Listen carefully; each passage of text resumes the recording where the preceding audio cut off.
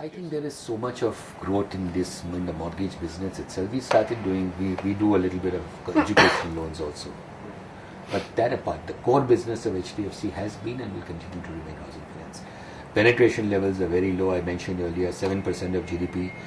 If you look at the demographics in India, 60% of India's population is below 30 years of age. You know that. Also, you know that typically what happens is that a person finishes his graduation or his post-graduation at the age of around 20 to 23. Then he'll work for a couple of years, then get married. So marriages happen in the mid-20s. Again, as you know, it's a custom in India which has been practiced for generations, that after marriage, the married couple will stay with the boy's family for a few years.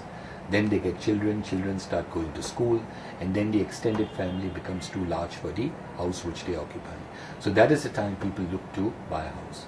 So the average age of a borrower of ours at the time he takes a loan is 35. It's not people in the 20s who are buying houses, it's people in the mid-30s who are buying houses. And with 60% of the population being below 30 years of age, all these people will over the next 5, 10, 15 years need housing. So that is what gives us confidence in believing that the growth rate that we've seen for the last decade is something that will sustain for the next many years.